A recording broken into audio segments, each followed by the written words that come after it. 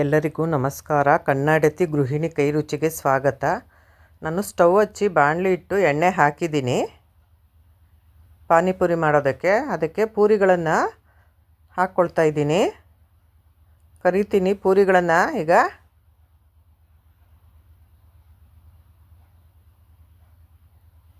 ಒಂದೊಂದೇ ಹಾಕ್ಕೊಂಡಿದ್ದಾಯಿತು. ಈಗ ಅದು ಆಗ್ತಾಯಿದೆ, ಅದನ್ನ ತೆಕ್ಕೊಳ್ತೀನಿ.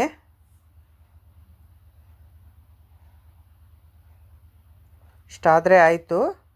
ಇದು ಅಂಗಡಿನಲ್ಲಿ ಸಿಗತ್ತೆ ಪ್ಯಾಕೆಟು, ಅದನ್ನು ತೊಗೊಂಡು ಬಂದು ನಾನು ಇಲ್ಲಿ ಕರ್ಕೊಳ್ತಾ ಇದ್ದೀನಿ. ಇದಾಗಿದೆ, ಇದನ್ನು ತೆಕ್ಕೊಳ್ತೀನಿ.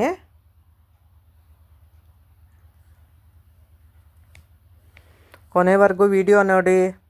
ಮರೆಯದೆ subscribe, like, share and comment ಮಾಡಿ. ಬೆಲ್ ಬಟನ್ ಪ್ರೆಸ್ ಮಾಡಿ.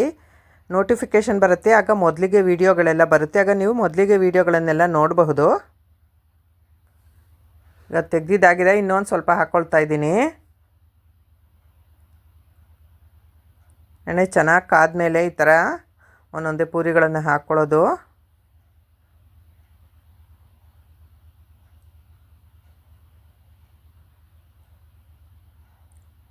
ಈಗ ಇದಾಗಿದೆ. ಈಗ ಇನ್ನು ತೆಗೆದುಕೊತೀನಿ.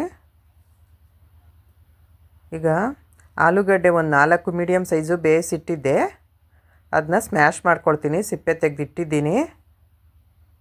ಈಗ ಅದನ್ನ ಚೆನ್ನಾಗಿ ಸ್ಮ್ಯಾಶ್ ಮಾಡ್ಕೋಬೇಕು. ಪಾನಿಪುರಿಗೆ ರೆಡಿ ಮಾಡ್ಕೊಳ್ತಾ ಇದ್ದೀನಿ. ಇದು ಮಸಾಲೆ, ಆಲೂ ಮಸಾಲೆನ. ಅದಕ್ಕೆ ಚಾಟ್ ಮಸಾಲ 1 ಸ್ಪೂನು, ಅಚ್ಚ ಖಾರದ ಪುಡಿ, ಗರಂ ಮಸಾಲ, ಉಪ್ಪು,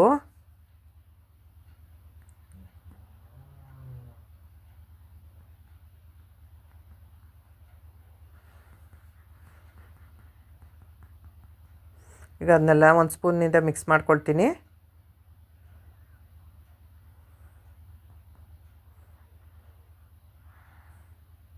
ಈಗ ಅದನ್ನೆಲ್ಲನೂ ಚೆನ್ನಾಗಿ ಮಿಕ್ಸ್ ಮಾಡ್ಕೊಳ್ಬೇಕು.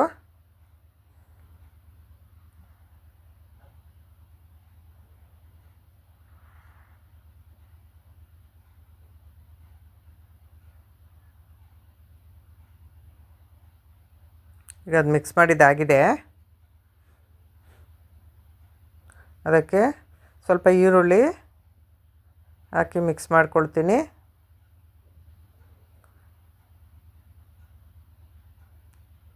ಅದಕ್ಕೆ ಸ್ವಲ್ಪ ಸಣ್ಣದಾಗಿ ಹೆಚ್ಚಿರುವಂತಹ ಕೊತ್ತಂಬರಿ ಸೊಪ್ಪು ಸ್ವಲ್ಪ,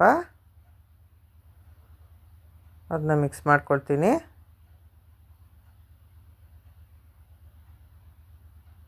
ಇದೆಲ್ಲ ಮಿಕ್ಸ್ ಮಾಡಿದ್ದಾಗಿದೆ. ಮಸಾಲೆ ರೆಡಿ ಆಯಿತು. ಈಗ ಅದಕ್ಕೆ ಪಾನಿ ರೆಡಿ ಮಾಡ್ಕೊಳ್ತಾ ಇದ್ದೀನಿ ನಾನು. 1-2 ಗ್ಲಾಸು ದೊಡ್ಡದರಲ್ಲಿ 1-2 ಗ್ಲಾಸ್ ಪಾನಿ ಹಾಕ್ಕೊಂಡಿದ್ದೀನಿ. ನೀರು ಹಾಕ್ಕೊಂಡಿದ್ದಾಯಿತು. ಅದಕ್ಕೆ ಪಾನಿಪುರಿ ಮಸಾಲ ಇದು, ಅದನ್ನ ಹಾಕ್ಕೊಳ್ತಾ ಇದ್ದೀನಿ.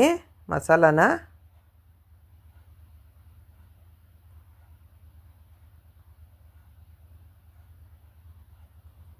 ಇನ್ನೊಂದು ಸ್ವಲ್ಪ ಹಾಕ್ಕೊಂಡೆ. ಆಗಲೇ ಒಂದು ಅರ್ಧ ಪ್ಯಾಕೆಟು, ಈಗ 1 ಪ್ಯಾಕೆಟು ಹಾಕಿದ್ದಾಯಿತು. ಇದನ್ನೆಲ್ಲ ಮಿಕ್ಸ್ ಮಾಡ್ಕೊಳ್ತೀನಿ.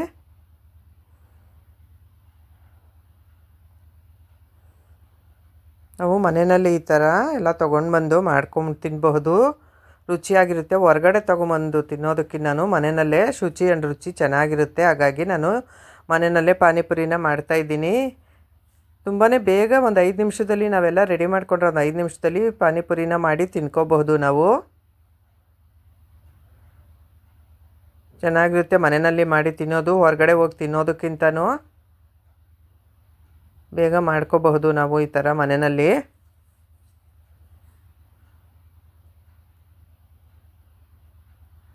ಹೀಗೆ ಸಪೋರ್ಟ್ ಮಾಡ್ತಾಯಿರಿ. ಎಲ್ಲ ವೀಡಿಯೋಗಳನ್ನು ನೋಡ್ತಾಯಿರಿ.